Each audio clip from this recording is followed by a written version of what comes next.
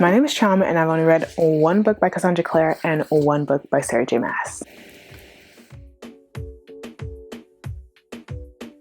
Hello, welcome everybody back to my channel. My name is Chama, aka Chi, and for today's video, I'm going to be talking about the books I want to read before the end of 20. Specifically though, the authors that I want to read at least one of their books before the end of 2020. And these authors are probably going to come as a shock to so many people because everyone on booktube, everyone who comments on booktube has probably read every single one of them. But you know, your girl is late, but she's trying to catch up. She's trying to get with the time. She's trying to stay relevant.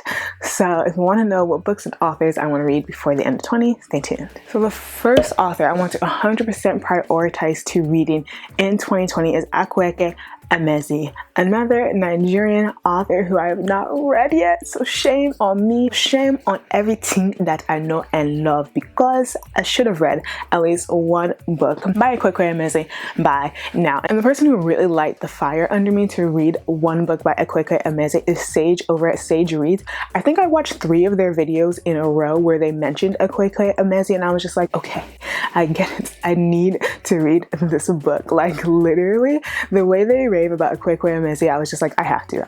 There's no way I could go the rest of the year and not read at least one book by Akwaeke Emezi. So that is what I'm going to prioritize by the end of 2020. I will have either read Freshwater, Pet, or The Debt of Vivek OG, I believe. So Akwaeke Emezi is definitely priority number 1 for reading before the end of the year. So the second author who I am prioritizing reading before the end of the year is Sarah J. Maas. And I know the kids are shook because I've only read one book by Sarah J. Maas, and that is The Court of Thorns and Roses. It's the first book in that whole saga, and it was really so average to me. It was so average. It offered nothing of what everybody is constantly raving about. It was just a good book that I read. I think I gave it 4. You know what? I lied. I'm pretty sure I gave it 5 stars, but it was actually a 4.5. Like, it wasn't amazing the way Sarah J. Maas is like a legend in the community right now. It was a good book, and it just didn't light the fire under me to read any more of her books.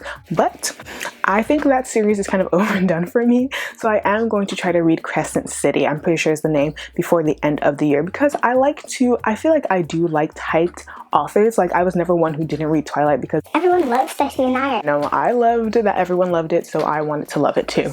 So that's what I'm doing with Sarah J. Maas. I'm going to try to read Crescent City, and I hope that I love it as much as everybody else loves it, because the Thorn, the Court, that series, I don't think I'm going to like it anymore, because like I have a thing, like if a series doesn't end with a cliffhanger and it's like not too engaged, I'm not too in love with the characters, I don't feel the need to continue the series, especially if I know if it's not trilogy. If it goes to 5-6 books, I'm just like, What's time for this? But I will be reading another Sarah J. Maas book by the end of this year.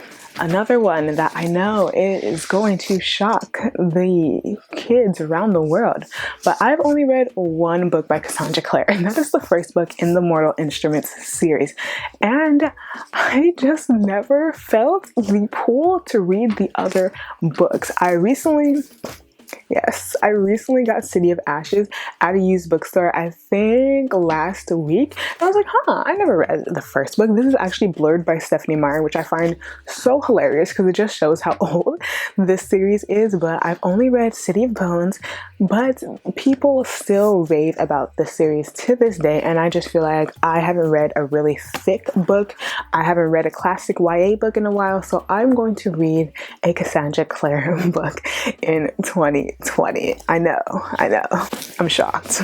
Continuing on to my series from back in the day that I did not read the sequel to and had no inclination to read the sequel to, there's Beautiful Darkness. So I read Beautiful Creatures, and I have Beautiful Creatures, and I read it so long ago. I remembered I really liked it, but again, nothing to light the fire under me to pick up the next book in the series. I do believe this is a trilogy, so I still don't understand why I didn't pick it up, but this is Beautiful Darkness. In my unhaul, I actually called another book that is called Beautiful Darkness the sequel, but it's not. It's a completely separate book called Beautiful Darkness. Everybody checked me on that, so thank you.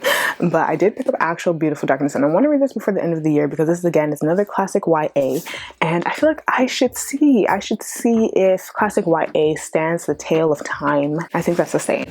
So I want to read Beautiful Darkness, the sequel to Beautiful Creatures by Cami Garcia and Margaret Stoll. And the last author that I want to read before the end of 2020 is V.E. Schwab.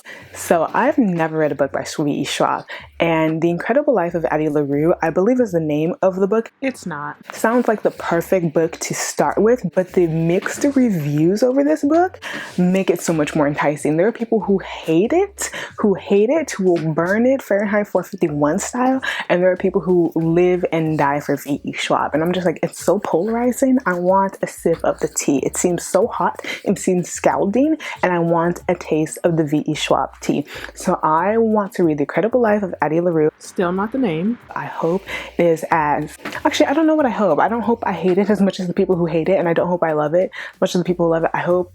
I don't know. I just want a taste of what V.E. Schwab has to author and has to offer. Has to author. That's a good one. But I just want a taste of like what the books are about. People live and die, ride or die for V.E. Schwab. So I feel like I should hop on the train. Yeah, so books by those 5 authors are what I am prioritizing for the rest of 2020. I mean, like, I'm not only going to read 5 books for the rest, but somewhere between now and the end of this dreaded year, I want to read books by those 5 authors.